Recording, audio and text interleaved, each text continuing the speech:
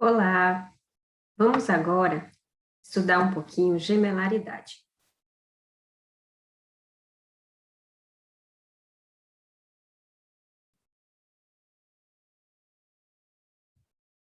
Então, o que seria o conceito de gemelaridade? São gestações multifetais que podem resultar de dois ou mais eventos de fecundação, de uma única fecundação seguida por uma divisão errônea do zigoto ou de uma combinação entre ambos.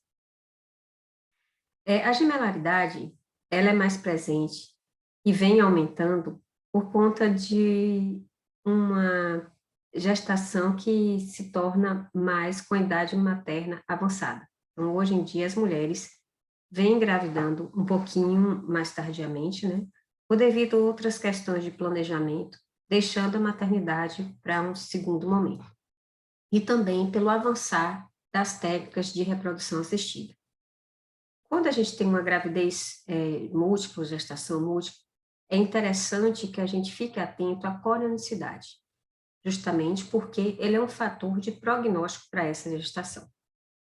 Então, os gêmeos, eles podem ser dizigóticos e monozigóticos. Dizigóticos, eles são mais comuns no nosso meio. Para vocês terem ideia, a gestação monozigótica é um para cada 250 nascimentos. E o que seria, que influenciaria a gestação dizigótica? Então, pode ser influenciado desde a idade materna, como a gente já tinha colocado, como também pela raça, pela hereditariedade, paridade, tratamento de infertilidade.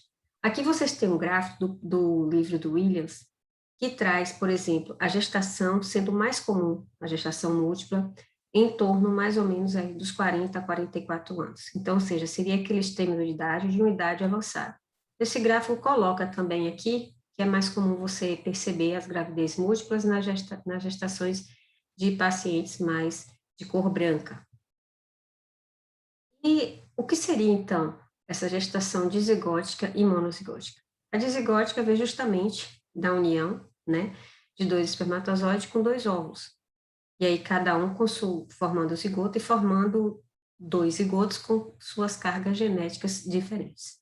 Já a gestação monozigótica, você vai ter a origem de um óvulo e de um espermatozoide, onde ambos terão a mesma carga genética.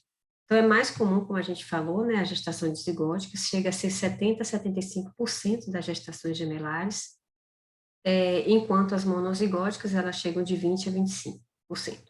Dentro das monozigóticas, elas podem ter outras divisões em relação à corionicidade. Entendo a palavra córion como se fosse a origem da placenta. Então, quando eu tenho uma gestação que tem um córion, como as monocoriônicas, né, isso entende que vai ter uma placenta. Enquanto quando eu tenho dois córions, ou seja, dicoriônicas, eu vou ter duas placentas. Se cada feto tem sua placenta, automaticamente tem menos chance de ter complicações. Então, as gestações dizigóticas são as mais comuns e tem menos complicações em relação às gestações monozigóticas, monocoriônicas, tanto as monocoriônicas diamnióticas como as monocoriônicas e monoamnióticas. Percebam também que a porcentagem não só das monozigóticas é pouca, né, 1/4 mais ou menos, como dentre eles, a mais comum que a gente pode encontrar dentre as monozigóticas é a monocoriônica diamniótica. E aí, como é que a gente vai fazer esse diagnóstico, já que a corionicidade é de extrema importância na determinação do prognóstico desta gravidez? Primeira coisa, uma boa datação.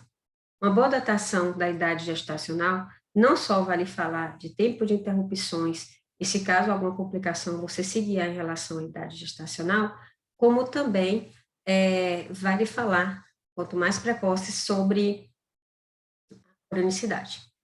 Então, a cronicidade geralmente é melhor determinada em torno aí de 11 a 14 semanas. É um momento também onde a gente faz a avaliação morfológica desses fetos, a avaliação que a gente chama de primeiro trimestre de morfologia. Momentos também interessantes para você rastrear, através de 11 a 14 semanas, com a ultrassom morfológica, um marcador de malformações. E é interessante pontuar que na gravidez de gemelares também pode ter uma chance de um dos gêmeos vir a ter malformações. Então, nesse ponto, cabe essa investigação não só para você determinar a cronicidade mais precoce possível, como também para avaliar marcadores de cromossomopatias. Isso vale no sentido de rastrear neoplasias e malformações. E a datação é feita justamente pelo comprimento cabeça-nádega do maior feto, para evitar subestimações em caso de feto restrito precoce. Então, aqui a gente tem um exemplo, né, também do livrinho Williams, onde você tem uma gestação de coriônica e de amniótica. Por que isso? Percebam aqui que a gente tem uma massa, uma imagem, perdão, hipoecoica, né, que daria a característica mais de tecidos moles, essa parte mais escurecida, que seria a parte mais de líquido. Percebam que essa partezinha do tecido mole, ela sofre uma outra segmento aqui mais fino. Aqui, este desenho seria mais ou menos o desenho da placenta, então seria o córeo, e essa parte seria, já começando aqui, o âmio, né, que âmio seria semelhante à bolsa. É como se eu fosse falar sinônimo de placenta, córeo, sinônimo de bolsa, âmio. E aí é um sinalzinho que a gente chama, dentro da medicina fetal, de sinal do lambda. Então, quando você faz um ultrassom, que você encontra uma área placentária onde você vê esse sinal, que é chamado sinal do lambda, isso aqui estaria caracterizando duas placentas. O sinal do T, que seria essa reta, mais ou menos aqui, dessa massa placentária, né, com a tênue linha, que seria aqui o âmio. Então, eu tenho duas cavidades, aqui uma e aqui a outra, só que aqui uma massa placentária somente. Então, quando você estiver procurando a coronicidade de preferência entre 11 e 14, seria o momento também de tentar evidenciar aí o sinal do lambda para você caracterizar a gestação dicoriônica e o sinal do T. É interessante pontuar que quando você tem uma gestação dizigótica e dicoriônica, você vai ter materiais genéticos diferentes e geralmente menos chance de complicações por serem placentas para cada um dos fetos. Mas quando você tem uma gestação monozigótica, que pode se subdividir em dizigótica, monozigótica, monocoriônica diamniótica, monocoriônica monoamniótica e também dicoriônica diamniótica. Então, a gente pode ter tanto a gestação dicoriônica e diamniótica em fetos que vieram da formação de um único zigoto, ou seja, monozigótico, ou que foi da divisão errônea, ou você pode ter de dois ovos do espermatozoide formando aí Didi. A gente costuma colocar muito assim, mono-di para monocoriônica, monocoriônica e diamniótica, colocar Didi para dicoriônica, diamniótica e monocoriônica, monoamniótica. Aqui só tem uma representação para vocês verem as taxas de complicações que existem nessas gravidezes. No caso, a dizigótica, como eu falei, é a mais comum, né? Então, pode apresentar restrição de crescimento nesses bebês e parto prematuro. Percebam que quando a gestação gemelar vai caminhando para as monozigóticas, há um aumento tanto de parto prematuro, né, como restrição aqui na monocoriônica diamniótica, de você encontrar também. Anastomoses vasculares placentárias é encontrada nas gestações monocoriônica diamniótica, que a gente vai estar falando um pouquinho sobre isso e o que essas anastomoses vasculares placentárias podem levar. Então, aqui tem mais ou menos uma divisão, né, do que a gente vinha falando, onde você tem aí o estágio inicial da divisão celular, formando aí o que a gente coloca aqui de gestação com duas placentinhas, né, de coriônica de amniótica, que com o tempo do passar das semanas, vai se fundir essas placentas. Mas o sinalzinho do lambda vai estar presente, principalmente quando ela está com 11 com 14, que quando há essa fusão dessas placentas, embora sejam duas, mas se fundem à imagem de ultrassom, fica difícil a gente determinar a coronicidade. Então, por isso que muitas vezes vocês vão ver laudos de ultrassom colocando coronicidade indeterminada.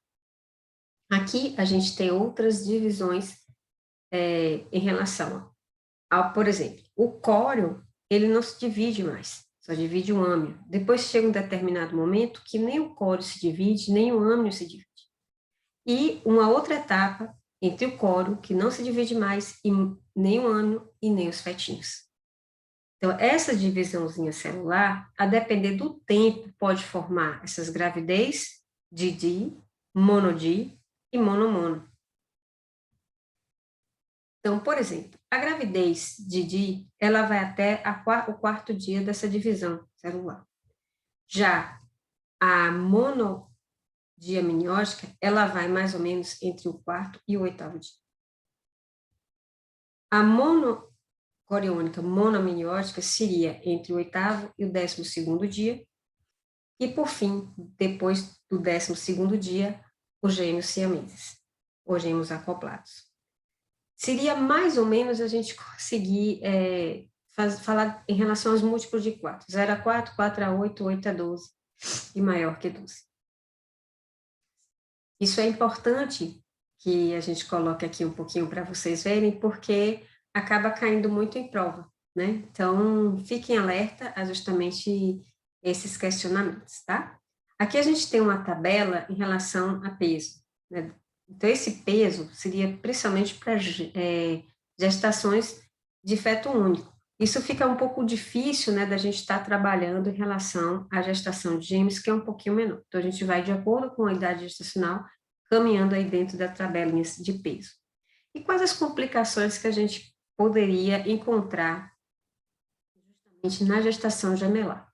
A gente viu lá no quadrinho retirado do livro do Williams, né, de acordo com tanto a cronicidade, que é mais comum você ter uma complicação do que outras, mas complicações gerais. Então, entendam que a placenta é um volume maior, porque eu vou ter 2 bebês. Se essas placentas são únicas, elas, mesmo sendo única, monocoriônica, elas têm um volume maior. Se eu tenho um volume maior delas, eu vou ter mais produção de hormônios, dentre eles o beta-HCG. E a gente sabe que o beta-HCG ele está envolvido no estímulo central, nervo central, fazendo com que essas pacientes apresentem mais náuseas e vômitos. E quanto maior a área placentária, maior a chance delas terem mais náuseas e vômitos, chegando a quadros mais graves. Então, não só tem uma ímese, mas tem uma piora dessa ímese, ou seja, uma hiperímese gravídica. Então, nas mulheres de gravidez gemelar, podem estar mais presentes a hiperímese gravídica. Lembrando que as síndromes hipertensivas na gravidez também, a fisiopatologia vem desta área placentária. Então, quanto maior essa área placentária, maior a chance de eu ter alguma dificuldade de uma formação boa vascular e, para isso, influenciar também na síndrome hipertensiva da gravidez. Então, os pacientes, que são as pacientes que têm gestação gemelar, podem ter mais chance de também ter pré-eclâmpsia. Isso é tão importante que hoje a gente tem, para a prevenção da pré-eclâmpsia, a introdução do AS. E o AS hoje, a gemelaridade era considerada como critério maior. Então, aquelas pacientes grávidas, independente de ser monocoriônica ou dicoriônica, elas vão ter que ser orientadas a utilizar o AS a partir de 13 semanas. Pensem também que durante a evolução do pré-natal, a mulher de gravidez única, ela tem uma chance, por exemplo, de desenvolver anemia.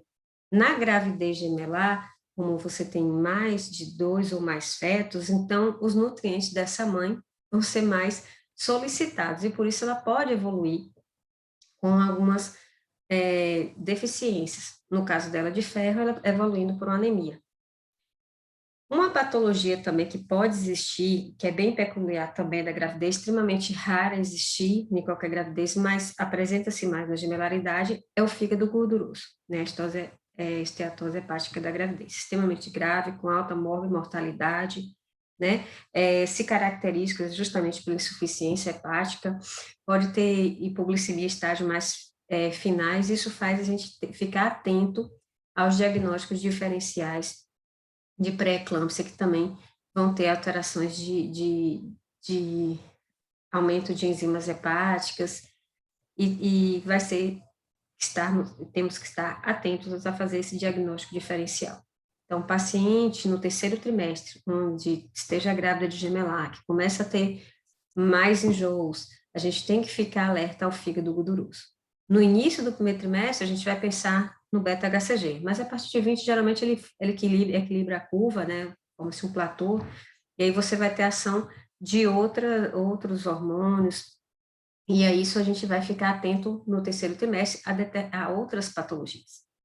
A colestase intrahepática também pode ser mais frequente nas gravidez gemelares, as doenças tromboembólicas, o próprio edema agudo do pulmão, não só por uma complicação secundária das síndromes hipertensivas, mas também por outras complicações associadas que a gente vem falando. Como são úteros muito volumosos, tem mais chance dessa paciente evoluir para hemorragia no pós-parto. E isso a gente tem que ficar atento desde a preparação que ela adentra a unidade para parir. Pacientes também com gemelaridade têm uma placenta maior, como conversamos desde o início da aula, favorecendo isso a ter placentas prévias, que também aumentariam a chance de hemorragia. E dentro também das síndromes hipertensivas, a gente tem uma chance maior de ter um descolamento prematuro de placenta, que também acaba sendo complicações previstas pela gemelaridade. Por conta dessas tantas e outras complicações, a gravidez gemelar, ela tem que ser acompanhada no alto risco. E como é que seria esse segmento? Isso vai depender muito da coronicidade. Por isso a importância de a gente ter ultrassom precoce, não só para determinar uma boa idade gestacional e acompanhar o crescimento desses fetos, como também para a gente poder determinar a cronicidade.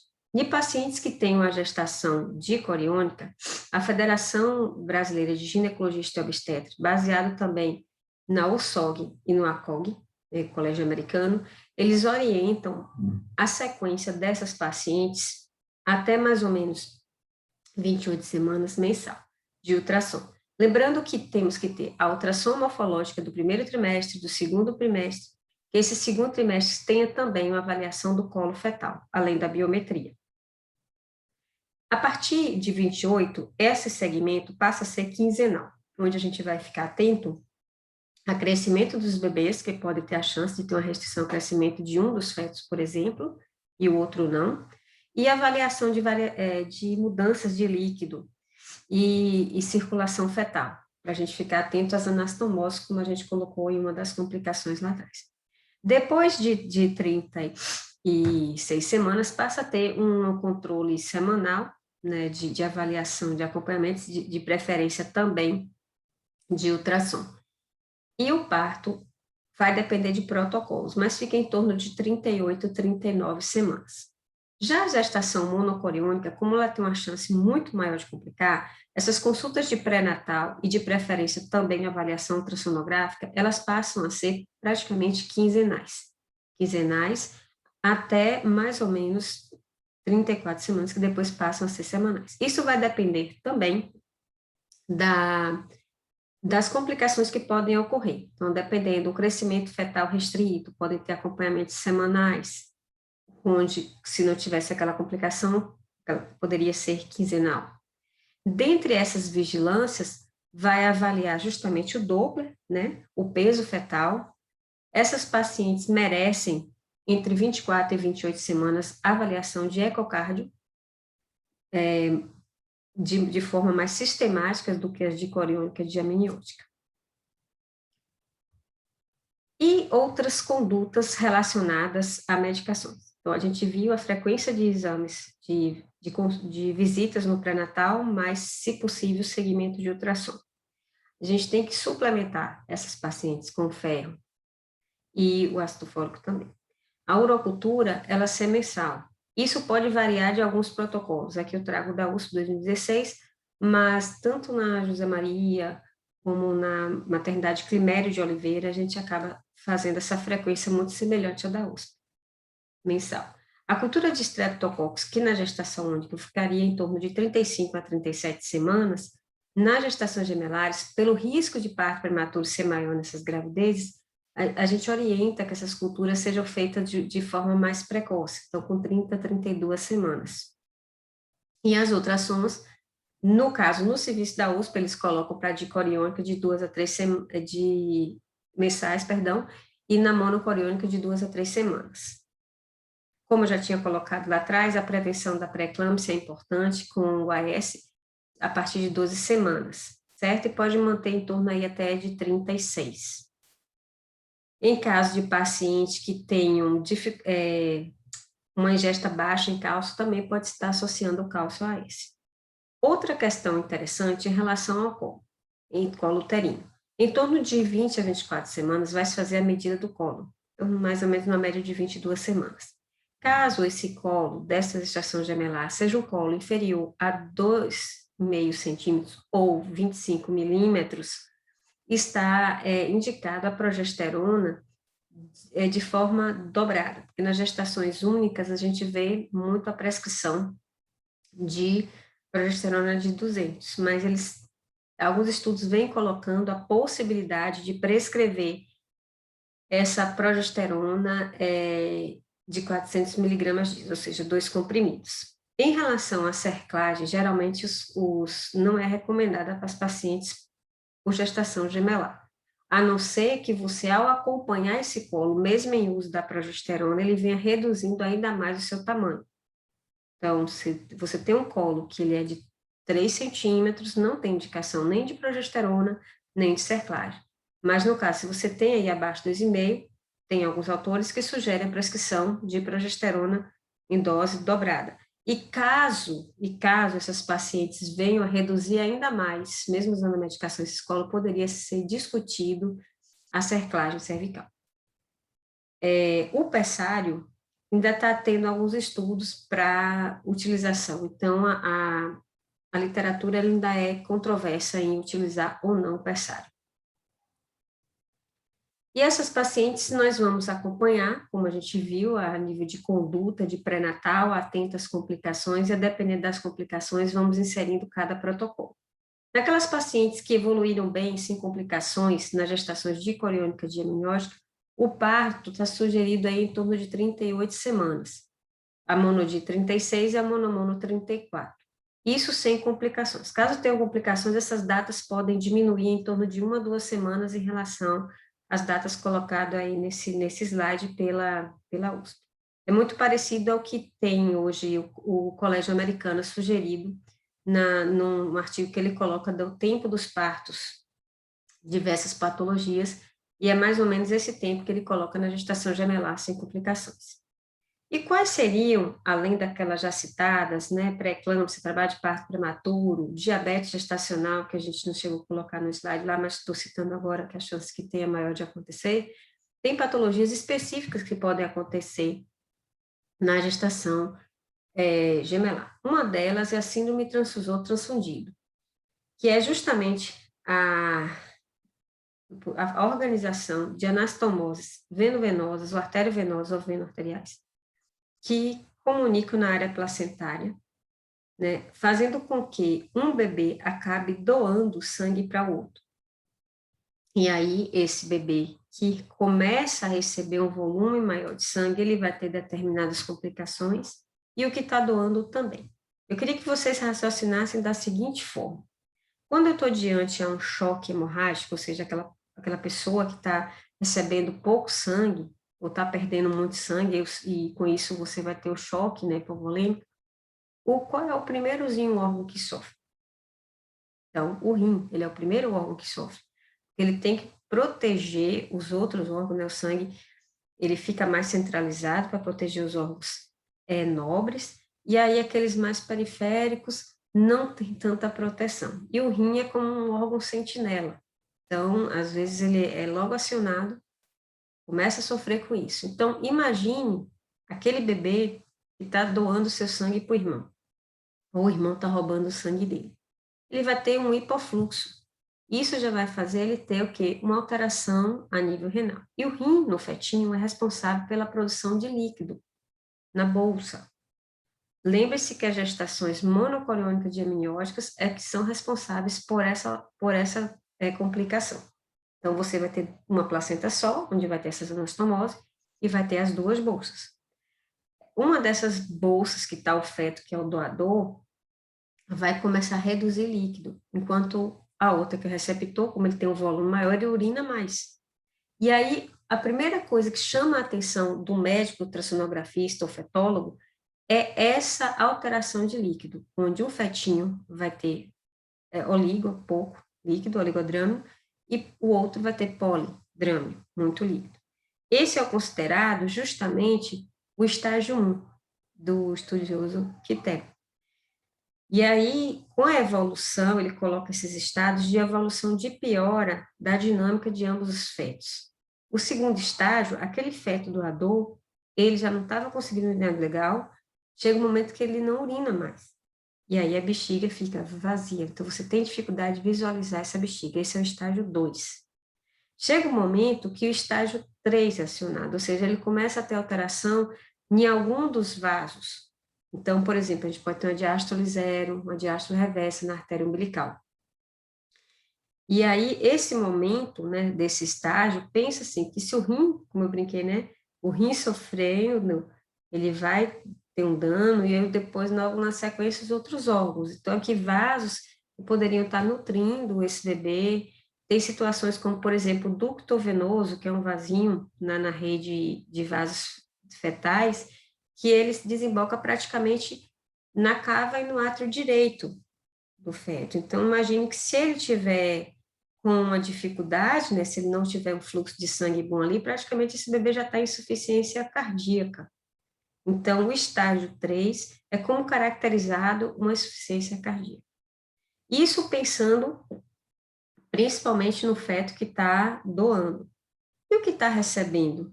Ele está com fluxo aumentado. Então, ele vai chegar uma hora que ele vai tentar equilibrar, urinar, por isso o polidrâmio. Chega um momento que ele não consegue, aí ele começa a ficar em anasarca, vamos dizer assim. Ele começa a ficar, para o feto a gente não chama de anasarca, vai chamar hidropsia.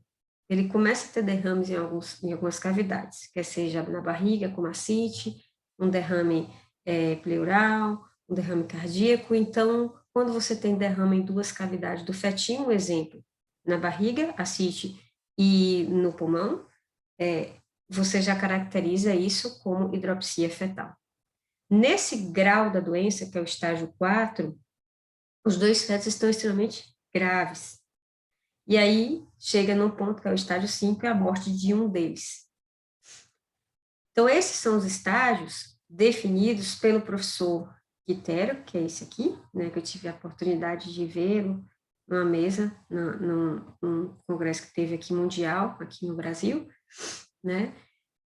E aí, da importância, será que tem tratamento? Será que tem o que fazer? Então, tem. Aqui eu trago mais ou menos um protocolo da escola lá do Ceará, onde ele coloca, de acordo com os estágios, o tratamento, né? E mais ou menos a época de parto. Aqui, a nível de Brasil, um dos lugares que a gente acaba direcionando muito paciente, porque a gente aqui na Bahia não tem o aparelho para poder fazer isso, esse laser específico, a gente encaminha os pacientes daqui, das nossas maternidades públicas, para estados como Rio de Janeiro ou São Paulo. Então, no momento que essa paciente se encontra no estágio 1, no estágio 2, seria o melhor para que pudesse fazer algumas medidas, né? Como aqui vocês estão vendo, uma ablação a laser. Então, é justamente cauterizar aqueles vasinhos que criaram anastomose e meio que separar, não deixar que um transite o sangue, que sugue o sangue do outro, vamos dizer assim. Então, você ter esse momento que você pode estar intervindo. Então, a importância da gente ter a ultrassom nesse período. Outra complicação que a gente tem, né, então a gente viu a síndrome transtorno fundido, agora a gente vai ter a sequência anemia e policitemia, que ela pode estar também associada junto à síndrome do transfundido. Então, é justamente essas anastomoses vasculares, né, que produzem esse desequilíbrio. Então, um dos fetos pode ter anemia, né, geralmente é o menorzinho, né, aquele que não está crescendo, que está urinando pouco, E o outro pode ter uma policitemia aí. Isso é mais no finalzinho, né, do segundo, terceiro trimestre. Pode, um dos tratamentos também vai ser o laser, e é igual eu falei, pode estar junto, associado aí a complicações, uma associação de complicações, vamos dizer assim, em relação à síndrome transfusor transfundido.